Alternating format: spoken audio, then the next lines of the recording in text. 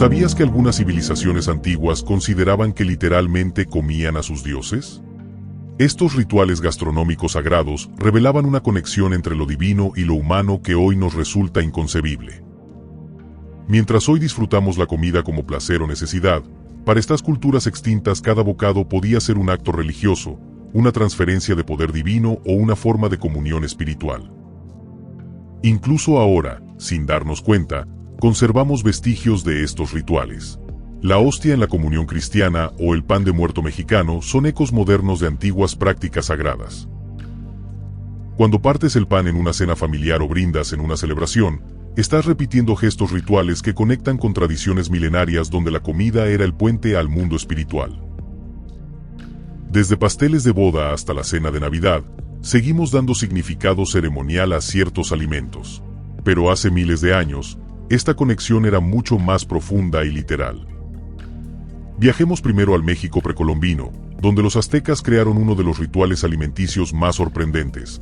Comían la carne de su dios Huitzilopochtli, pero no como imaginas. Cada año, artesanos creaban una estatua del dios utilizando amaranto y miel. Esta figura, llamada Tzoalli, era tan sagrada que solo los sacerdotes podían tocarla durante su elaboración. Tras ceremonias que incluían danzas y sacrificios, la estatua era destrozada y repartida entre los asistentes.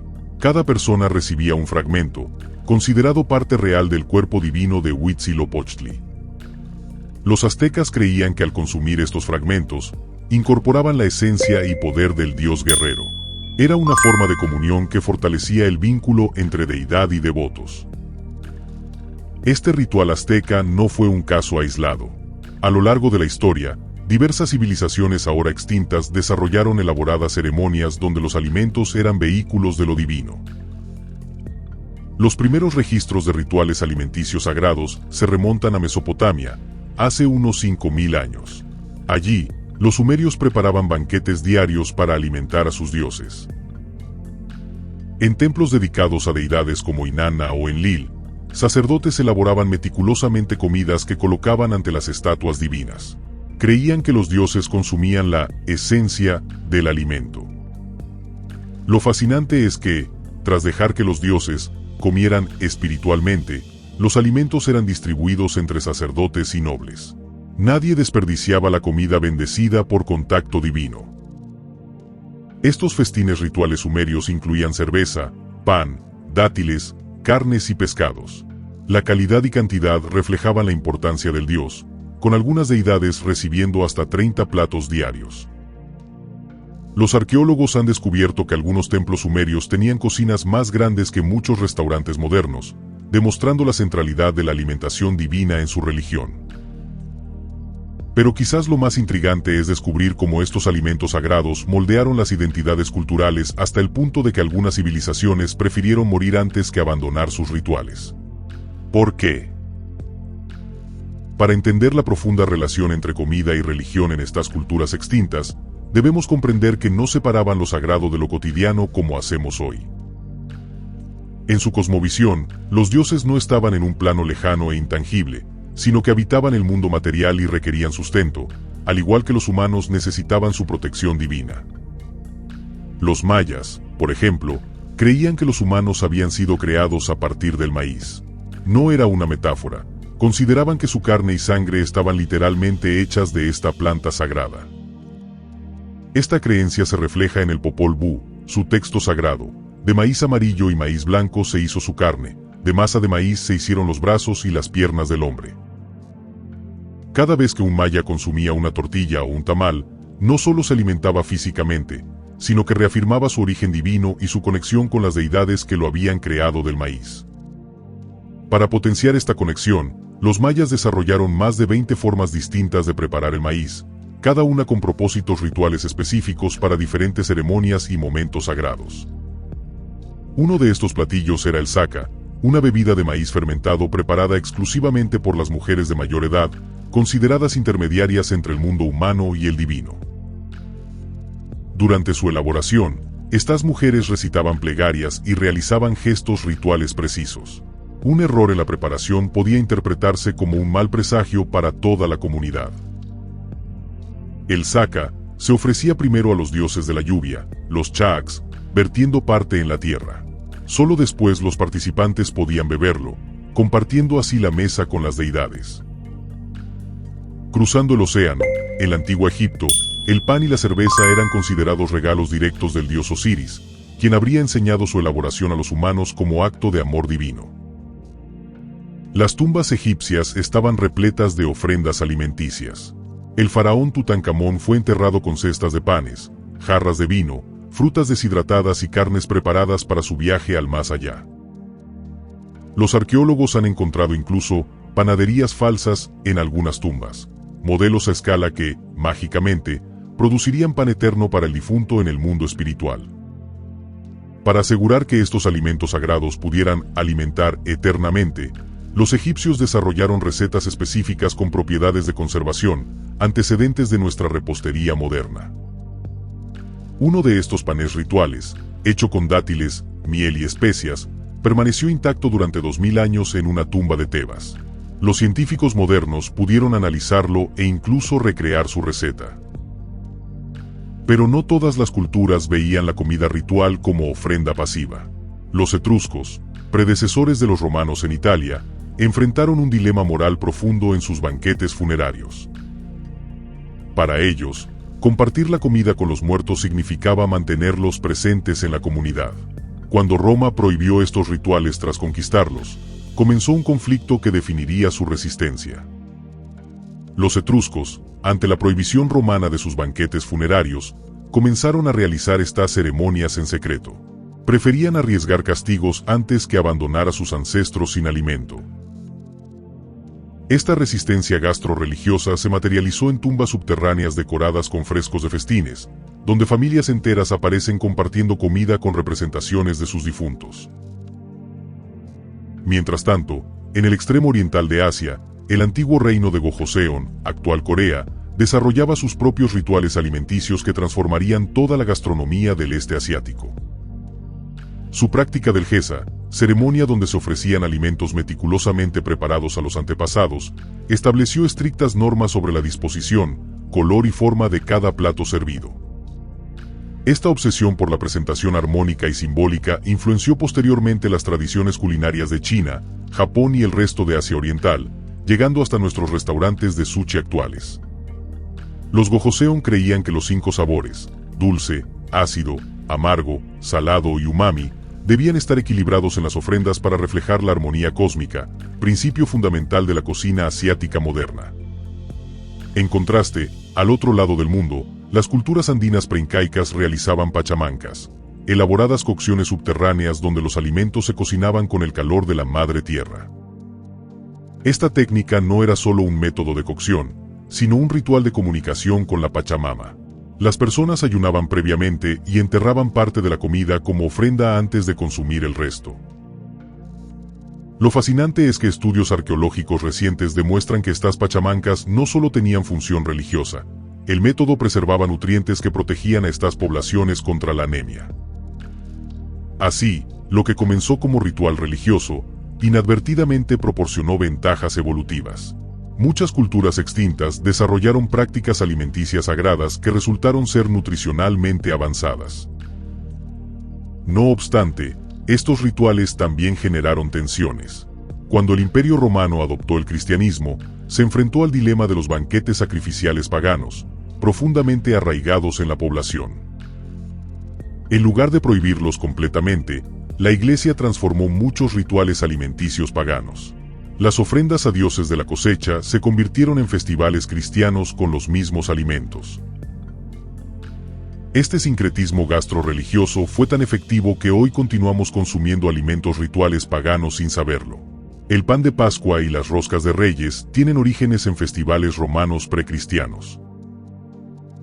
Sin embargo, no todas las tradiciones sobrevivieron mediante adaptación. Los aztecas, tras la conquista española, vieron cómo su sagrado amaranto era prohibido por considerarse idolátrico. Las autoridades españolas castigaban con la muerte a quienes elaboraban figuras de amaranto de sus dioses. Irónicamente, esta persecución casi extinguió uno de los alimentos más nutritivos del planeta. Pero aquí viene lo sorprendente. Algunos indígenas, para preservar el ritual secretamente, transformaron las figuras de dioses en pequeños cráneos dulces, origen directo de las actuales calaveras de amaranto del Día de Muertos. Esta transformación del sagrado amaranto azteca en dulces, inofensivos, refleja una realidad fascinante. Muchos alimentos que hoy consideramos simples golosinas o tradiciones folclóricas tienen un origen profundamente sagrado. Pero existe debate entre historiadores. ¿Estos cambios fueron resistencia cultural o simple adaptación pragmática? La evidencia sugiere que ambas motivaciones coexistieron, dependiendo de cada comunidad. Algunos académicos argumentan que muchos rituales alimenticios sagrados surgieron primero como prácticas de supervivencia. Solo después, al demostrarse útiles, adquirieron explicaciones religiosas y significado espiritual. Por ejemplo, el tabú judío contra el cerdo, compartido después por musulmanes, pudo originarse como medida de salud pública en climas cálidos donde la carne porcina se descomponía rápidamente, causando enfermedades. Otros investigadores sostienen la teoría contraria. Los rituales nacieron primero como experiencias espirituales genuinas, y sus beneficios prácticos fueron descubiertos posteriormente, casi por accidente. El debate se complica con el caso de los Cordisi, antigua tribu celta de los Balcanes, que realizaba banquetes rituales donde bebían hidromiel en cráneos de sus enemigos como forma de absorber su fuerza vital. Durante años, los historiadores consideraron estas descripciones como propaganda romana para demonizar a estos bárbaros. Sin embargo, hallazgos arqueológicos recientes confirman que estos rituales efectivamente existieron. Se han descubierto cráneos humanos meticulosamente cortados y pulidos para servir como copas rituales, con residuos que confirman la presencia de hidromiel. La evidencia contradecía la visión académica predominante. Esta controversia ilustra un problema fundamental. Nuestros prejuicios modernos nos dificultan comprender prácticas alimenticias rituales que nos resultan moralmente perturbadoras, limitando nuestra visión histórica. Igualmente controversial es la interpretación del Kikeon, bebida ritual consumida en los antiguos misterios de Eleusis en Grecia, ceremonia que transformaba a quienes la experimentaban, según testimonios históricos. Durante siglos se creyó que era simplemente una bebida de cebada fermentada. Sin embargo, estudios etnobotánicos recientes sugieren que podría contener ergot, un hongo con propiedades psicoactivas similares al LSD. Esto explicaría las intensas visiones reportadas por participantes ilustres como Platón, Aristóteles y Cicerón. Algunos investigadores proponen que estos rituales influenciaron profundamente la filosofía occidental. La evidencia es circunstancial. Análisis de textos antiguos que describen efectos compatibles con sustancias psicoactivas, y restos arqueológicos que sugieren métodos para procesar el ergot de forma segura. Sin embargo, muchos académicos tradicionales rechazan esta teoría psicodélica, prefiriendo explicaciones basadas en sugestión, danza y ayuno. El debate continúa abierto y sigue generando investigación. Quizás el aspecto más controversial de estos rituales alimenticios sagrados sea la cuestión del canibalismo ritual, práctica documentada en algunas culturas extintas que ha sido frecuentemente malinterpretada. Los estudios modernos demuestran que, contrario a los estereotipos, el canibalismo ritual rara vez tenía motivación alimenticia. Era principalmente una forma de honor o apropiación espiritual del valor del consumido. Las prácticas caníbales rituales de culturas como los antiguos Four de Papúa Nueva Guinea, o ciertos grupos de la cuenca amazónica, estaban rodeadas de elaborados códigos religiosos y restricciones ceremoniales. Lejos de ser actos salvajes, estos rituales reflejaban complejos sistemas filosóficos donde consumir partes específicas del cuerpo transfería cualidades espirituales concretas del fallecido a quien lo honraba así. El impacto cultural de los rituales alimenticios sagrados va mucho más allá de las prácticas específicas. Moldearon profundamente identidades colectivas que perduran incluso tras la desaparición de las civilizaciones. Tomemos como ejemplo los misterios dionisíacos de la antigua Grecia, donde el consumo ritual de vino crudo representaba la sangre del dios Dionisio, permitiendo a los participantes experimentar temporalmente la divinidad. Aunque los cultos dionisíacos desaparecieron, su influencia se extendió a través del Imperio Romano y posteriormente se transformó, influyendo indirectamente en la simbología del vino en la Eucaristía cristiana. Este legado cultural se manifiesta también en nuestras actuales celebraciones. brindar con vino en momentos importantes mantiene un eco lejano de aquellos antiguos rituales dionisíacos de comunión espiritual. En China, los elaborados banquetes rituales de la dinastía Chan, 1600 a 1046 a.C., establecieron principios culinarios que trascendieron fronteras y siglos, influyendo en toda la gastronomía asiática hasta nuestros días. Los arqueólogos han encontrado recipientes rituales de bronce con inscripciones que detallan cómo cada alimento debía prepararse y servirse para mantener el equilibrio entre el mundo humano y el espiritual. Estos principios gastronómicos Chan de equilibrio, disposición y armonía visual se transmitieron a Corea, Japón y Vietnam, donde evolucionaron en tradiciones culinarias que hoy consideramos completamente distintas. Es fascinante observar cómo el principio Chan de los 5 sabores, dulce, ácido, amargo, salado y umami, en armonía sigue siendo fundamental en la alta cocina asiática contemporánea, 3500 años después. Similar transformación sufrieron los rituales de chicha de los moche del antiguo Perú. Esta bebida fermentada de maíz era considerada la sangre de la tierra y solo se consumía en ceremonias específicas. Tras la conquista española, la chicha fue inicialmente prohibida por sus conexiones con religiones indígenas. Sin embargo, persistió como bebida tradicional, perdiendo gradualmente su carácter sagrado original. Hoy, versiones de chicha se consumen en toda Sudamérica como refresco cotidiano. La mayoría de consumidores desconoce que esta bebida social fue alguna vez el centro de complejos rituales religiosos.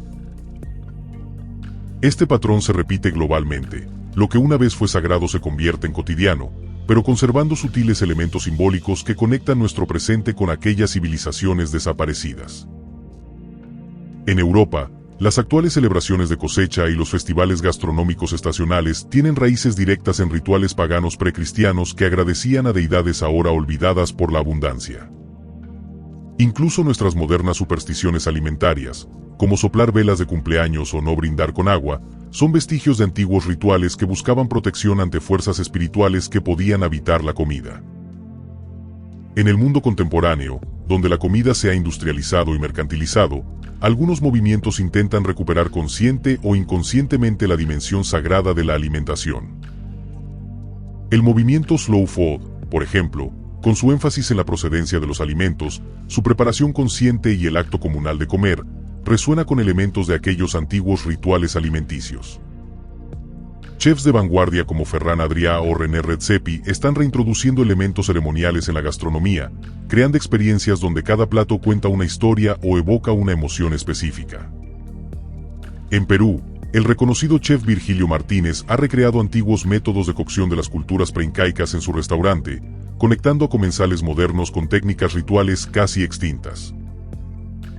Su famoso plato, Ecosistema Andino, incluye ingredientes cultivados a diferentes altitudes, preparados según métodos ancestrales, en un intento consciente de recuperar la visión sagrada de la Pachamama. En México, cocineras tradicionales zapotecas mantienen viva la elaboración ritual del tejate, bebida prehispánica de maíz y cacao considerada bebida de los dioses, preparada exclusivamente por mujeres según ritos ancestrales. Estas mujeres siguen reglas estrictas de preparación, nunca durante la menstruación, siempre descalzas para conectar con la tierra, y realizando oraciones específicas mientras baten la mezcla con sus manos.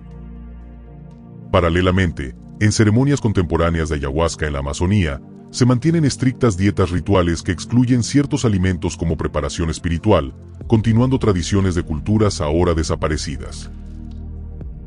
Estos protocolos alimenticios preparatorios tienen notables similitudes con los que realizaban los participantes de los antiguos misterios de Eleusis en Grecia, mostrando patrones universales en rituales separados por milenios. De forma similar, el auge actual de las dietas basadas en plantas y el veganismo por motivos éticos refleja, quizás inconscientemente, los principios de no violencia alimenticia de antiguas sectas órficas y pitagóricas. Investigadores del comportamiento humano sugieren que nuestra necesidad de ritualizar la comida es inherente. Incluso personas no religiosas desarrollan rituales personales alrededor de cómo preparan o consumen ciertos alimentos. Estudios neurológicos recientes demuestran que los rituales asociados a la comida aumentan significativamente la percepción de sabor y la satisfacción, explicando científicamente por qué estos comportamientos han persistido milenios. Más sorprendente aún, Experimentos controlados muestran que el chocolate sabe mejor cuando se abre con un ritual específico, y que las comidas preparadas con intención consciente se perciben como más nutritivas y satisfactorias. Estos hallazgos nos llevan a una conclusión fascinante. Aquellas culturas extintas quizás entendían intuitivamente algo que la ciencia moderna apenas está redescubriendo sobre la conexión mente-cuerpo en la alimentación. Mientras nuestra sociedad enfrenta crisis de obesidad, trastornos alimenticios y producción insostenible de alimentos, las antiguas prácticas rituales ofrecen perspectivas valiosas sobre una relación más consciente con lo que comemos. Al final, estos rituales sagrados alimenticios no son reliquias de un pasado primitivo, sino expresiones de una sabiduría ancestral que podría ayudarnos a recuperar lo que hemos perdido, el profundo significado de alimentar cuerpo y espíritu. Si observamos estos rituales alimenticios sagrados a través de distintas regiones del mundo, emergen patrones sorprendentes que trascienden geografías y periodos históricos, sugiriendo necesidades humanas universales. En prácticamente todas las culturas estudiadas, la primera comida de la cosecha era reservada para ofrendas rituales antes del consumo general. Este patrón aparece tanto en Mesopotamia como en civilizaciones precolombinas. En Norteamérica, los nativos Hopi realizaban elaboradas ceremonias con su primer maíz, mientras que en el antiguo Japón, el emperador oficiaba rituales similares con el primer arroz, separados por océanos pero idénticos en esencia. Otro patrón global fascinante es el uso ritual de bebidas fermentadas. Desde el pulque mesoamericano hasta el kvass eslavo, estas bebidas no eran meros intoxicantes, sino vehículos de comunicación con el mundo espiritual. Los antiguos celtas utilizaban la cerveza de brezo en ceremonias donde los druidas entraban en estados alterados para comunicarse con los ancestros. En Sudamérica, las culturas andinas usaban chicha con propósitos idénticos.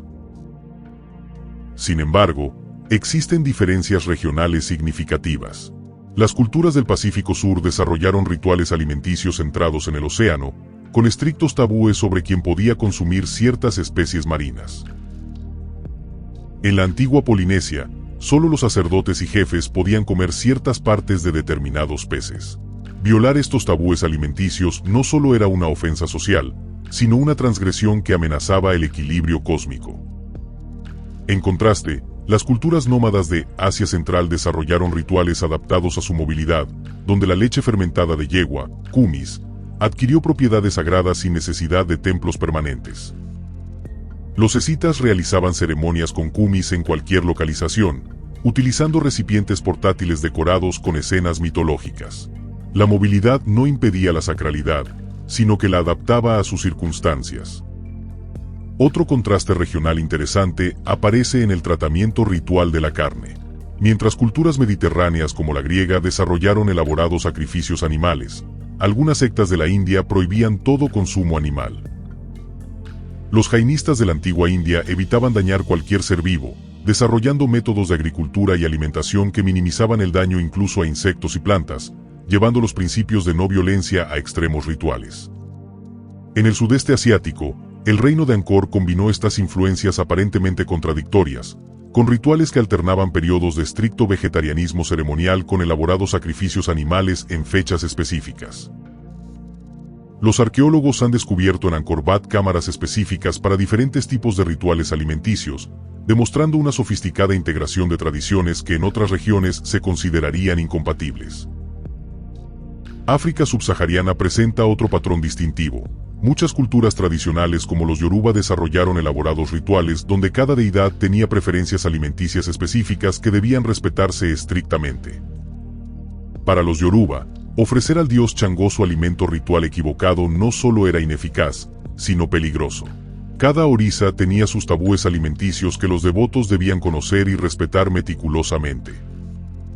Este análisis comparativo revela que, mientras los patrones fundamentales de sacralización de alimentos son universales, las expresiones específicas reflejan adaptaciones a ecosistemas locales y estructuras sociales particulares.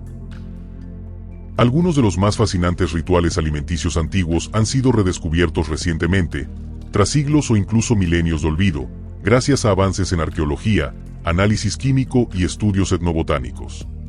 En 2010, arqueólogos en Escocia analizaron residuos de cerámica de 4000 años de antigüedad, descubriendo la receta exacta de una potente cerveza ritual utilizada exclusivamente en ceremonias funerarias de la Edad de Bronce.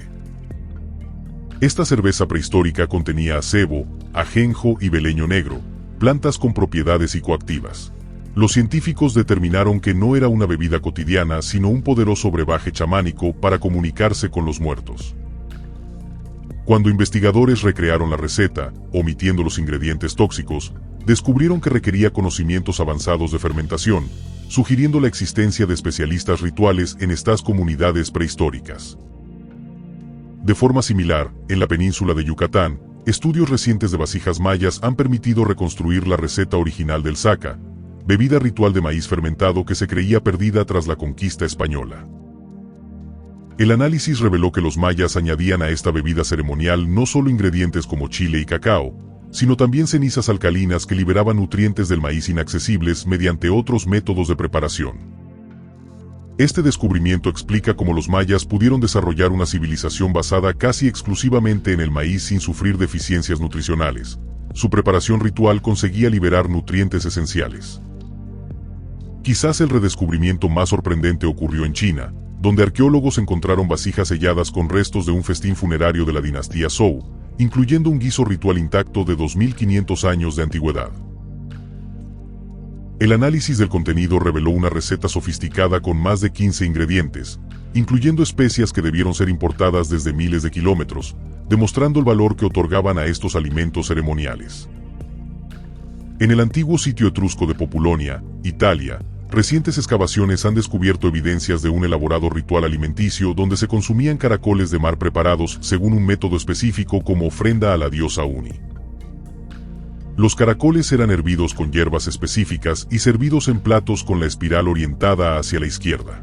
Cualquier variación en el protocolo invalidaba el ritual, según inscripciones encontradas en el mismo yacimiento.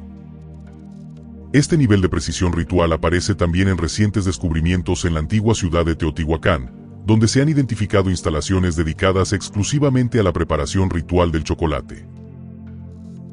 Análisis químicos de residuos en vasijas teotihuacanas revelaron que el chocolate ceremonial incluía la adición de flores específicas y sangre humana en cantidades pequeñas pero simbólicamente significativas. Los estudios interdisciplinarios actuales permiten no solo identificar ingredientes, sino también reconstruir técnicas de preparación, temperaturas de cocción e incluso gestos rituales específicos a partir de evidencias arqueológicas. Un ejemplo fascinante es el reciente análisis del contenido estomacal del hombre de Tollund, cuerpo preservado en una turbera danesa, que reveló su última comida, un potaje ritual específico consumido antes de su sacrificio. Este potaje contenía 86 plantas diferentes, muchas sin valor nutricional pero con significado ritual. Su precisa composición coincide con descripciones en textos romanos sobre rituales druídicos que se creían exagerados o ficticios. Después de este recorrido por los rituales alimenticios sagrados de civilizaciones desaparecidas, algo queda claro: la comida nunca fue simplemente combustible para estas culturas, sino el centro de su conexión con lo trascendente. Desde el pan divino egipcio hasta el amaranto azteca, desde la chicha andina hasta el cumis escita, estos alimentos rituales eran puentes tangibles entre lo humano y lo divino, entre lo cotidiano y lo trascendental.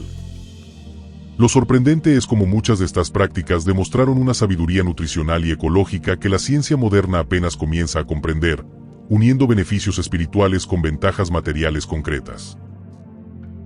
El maíz nixtamalizado mesoamericano, considerado un proceso sagrado, aumentaba dramáticamente el valor nutricional del grano. La ciencia actual confirma que libera niacina y previene la pelagra, enfermedad por deficiencia nutricional.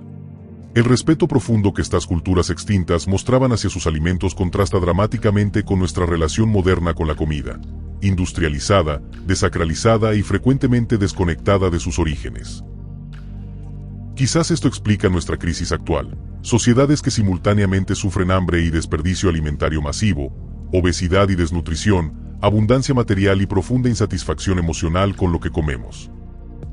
El estudio de estos rituales alimenticios sagrados no es mera curiosidad histórica, sino una ventana hacia formas alternativas de relacionarnos con nuestro sustento, con potencial para inspirar soluciones a problemas contemporáneos. Cuando los antiguos dedicaban tiempo a preparar alimentos con conciencia plena, cuando expresaban gratitud por cada ingrediente, cuando compartían comida como acto comunitario sagrado, estaban nutriendo algo más que sus cuerpos. Las investigaciones modernas confirman beneficios psicológicos y sociales de estas prácticas. Comer con atención plena mejora la digestión, compartir alimentos fortalece lazos sociales, la gratitud aumenta la satisfacción personal.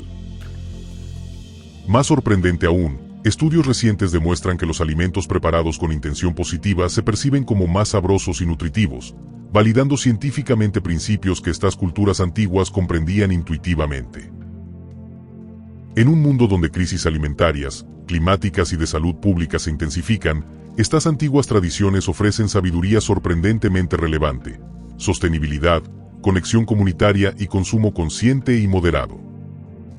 Los rituales alimenticios de culturas extintas nos recuerdan una verdad fundamental que hemos olvidado: el acto de alimentarnos es el más básico y profundo intercambio entre nosotros y el mundo que nos sostiene. Cada vez que comemos, literalmente incorporamos partes del mundo a nuestro ser. Estas culturas comprendieron que este acto merece reverencia, atención y gratitud, no la indiferencia automatizada de nuestra alimentación moderna. Quizás el legado más valioso de estos rituales sagrados sea precisamente ese: la invitación a reconectar con nuestros alimentos, a redescubrir el asombro ante el milagro cotidiano que supone poder alimentarnos. Te invitamos a explorar tu propia relación con la comida. ¿Qué alimentos tienen significado especial para ti? ¿Qué platos conectan con tu herencia cultural? ¿Qué pequeños rituales podrías incorporar a tu alimentación diaria?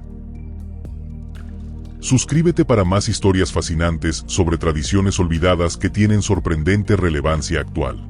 Comparte este video si crees que necesitamos reconectar con la sabiduría alimenticia de nuestros antepasados.